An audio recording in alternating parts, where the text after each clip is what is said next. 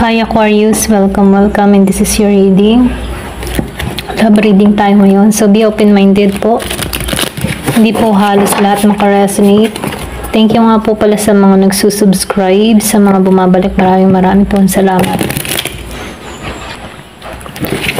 Give me the message for Aquarius. Kamusta ang buhay pag-ibig na Aquarius ngayong April, okay?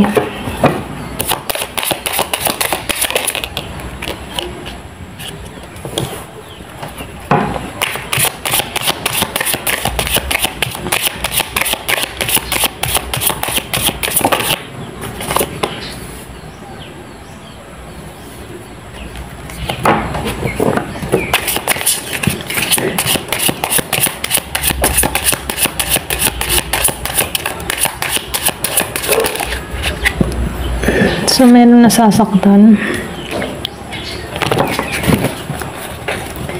Iba sa inyo. Meron ditong heartbroken. Hindi halos lahat, ha. Kung meron kang kadiling dito na Gemini, Aquarius, Libra, nasasaktan to. Kung meron kang past person, or pwede rin meron kayong tampuhan, nasasaktan siya ngayon. Yung iba sa inyo nanlalamig na dito. Or pwede rin may atraso to sa'yo. Kinat mo to. Yung iba sa inyo kinat mo to, tinanggalan mo to.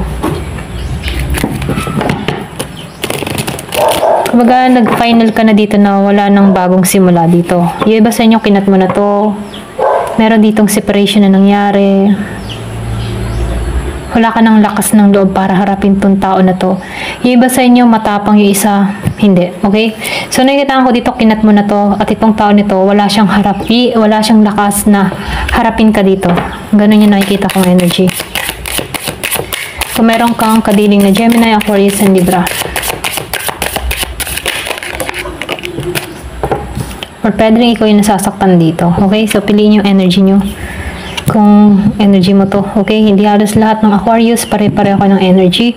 So, nakikita ko dito, merong humihiling, meron nagmamanifest sa'yo. Meron ako nakikita umalis. Merong umalis ng biglaan, hindi nagpaalam, may nag-boosting. Merong iniwan. Umalis ng walang paalam. Ito lang nakikita ko dito. Kung inalisan ka man ng tao na to, nakikita ko dito, hindi ito nagiging mapalad sa panahon ngayon. Kung meron tong malaking ginawa, atraso sa'yo, meron siyang ginawang kasalanan sa'yo, hindi siya pinapalad ngayon. Ito rin nakikita ko dito. So, nakikita ko dito, meron tong mga pinagdadaanan ngayon, kung bakit hindi siya pinapalad ngayon. Meron ako nakikitang humihiling, may nagmamanifest, pwedeng hinihiling ka ng tao na to na bumalik sa kanya. Merong humihiling. Give it the message. So, nakikita ko dito, mahal ka pa rin ito. Meron ako nakikitang umalis, o pwede rin ikaw energy mo to, okay, mahal mo pa rin to. So, nakikita ko dito, may nagmamahal, okay? Andun yung emotion. Kung sino man sa inyong dalawa dito, ito rin nakikita ko, meron ditong kinat, merong inalisan, merong nasasaktan, hanggang ngayon minamahal pa rin tong tao niya. So, kilala mo yung energy mo kung ikaw pa dito yung nasasaktan o ikaw yung nag-cut dito. Okay? Ito rin nakikita ko, may nag-cut, may nasasaktan. Matindi pa rin yung emotion na nararamdaman. So, nakikita ko dito yung energy na feeling niya minala siya nung inalisan siya dito. Ganon. At meron din ako nakikita dito na yung kung ito yung may atraso sa'yo, hindi siya pinapalad ngayon. Dahil sa mga nagawang pagkakasala sa'yo. Hindi pala to kontento. Ito rin nakikita ko, hindi siya kontento. Pwedeng marami kayo, hindi siya kontento sa isa. Meron siyang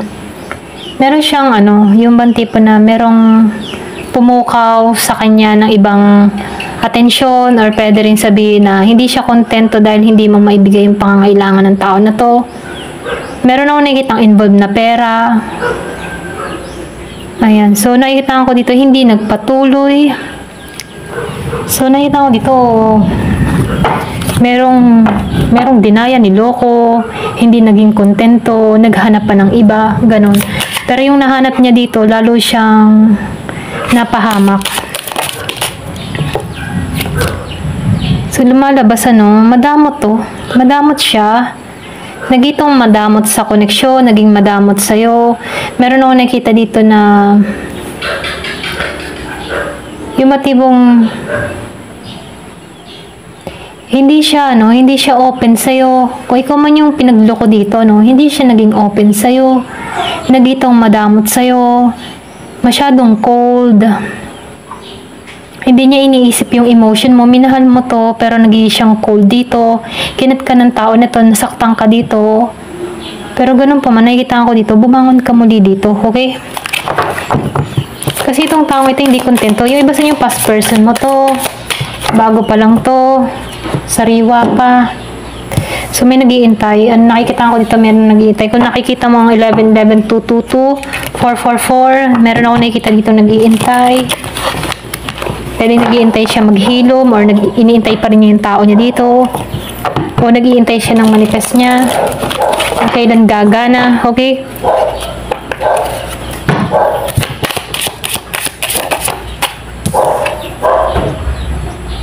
Waiting. So, yung sinabi ko kanina, nag-iintay. Hanggang ngayon, meron dito nag-iintay din. Lumabas ang waiting.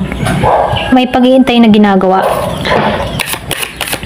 So, confirmation, may nag-iintay. So, sinasabihan dito, ito na yung time para tanggalan to. Ito na yung time para palayain yung sarili dito.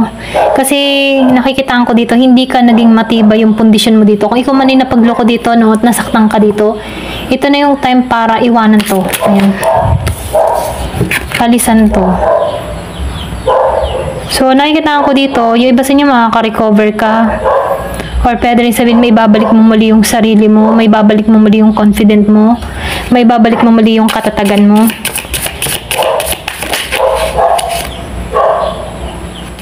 So, tinatawag ka dito, merong calling, pwedeng meron tatawag sa'yo, or meron ditong mensahe ka marireceive mula sa tao na to.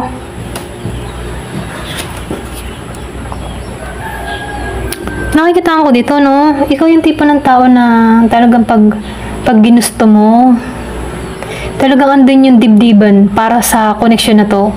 Minahal mo to ng todo. Ito lang nakikita ko sa iba. Minahal mo to ng sobra, minahal mo to ng totoo. Ayan.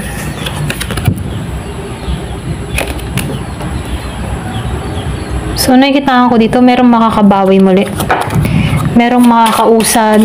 Meron ditong makaka-recover sa sitwasyon na kinakaharap niya. So, nakikita ko dito, yung iba sa inyo may paglalakbay. Yung iba sa inyo naglakbay ka, or pwede rin sabihin, merong travel na involved, or pwede rin ikaw yung nag-travel dito para makalimot. Yung iba sa inyo, nakikita ko dito na meron ditong nagbabalik alindog, nagbabalik kagandahan, may nag-exercise, nagpapagwapo, mga ganan. So, nakikita ko dito, meron ditong pag-aayos na ginagawa sa kanyang sarili. Meron ako nakikita nasa travel, nasa ibang bansa. Or pwede rin sabihin, nagbabalak ang mga ibang bansa. Meron ako nakikitang pag-alis. So, magiging ka nung masaya dito. Ito lang nakikita ko dito. Lumabas na dito yung araw. So, meron ditong ipagkakalob sa'yo.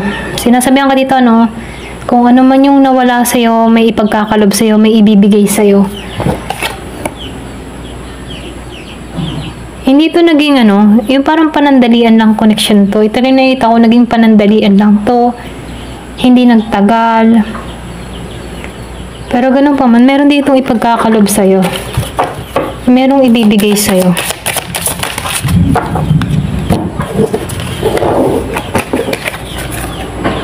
Magtiwala ka, kung umaasa ka pa rin ng panibagong connection, iaangat ka muli dito. Ito rin nakikita ko, magtiwala ka, merong parating patungo sa'yo. Kasi itong connection na napapunta sa'yo, kung nasaktan ka sa tao na to, hindi siya naging totoo sa'yo, hinila ka nito pababa, nasaktan ka ng labis. Pero sinasabihan ko dito, magtiwala ka, iaangat ka muli. Kung ikaw man dito hinulog ka dito, iaangat ka muli. makakaahon at makakaraos kang muli. Ito lang yung mensahe. So nakikitaan ko dito, huwag ka mawalan ng pag-asa pagdating sa pag-ibig at meron parating sa'yo. Magtiwala ka na. Magtiwala ka lang. Siyempre, kailangan mo lang pakawalan yung mga dapat pakawalan, yung nagpapasakit sa'yo. Ito na yung time para pakawalan nito. Okay? Ayan, hanggang dito na lamang po. Thank you for watching. Love and peace.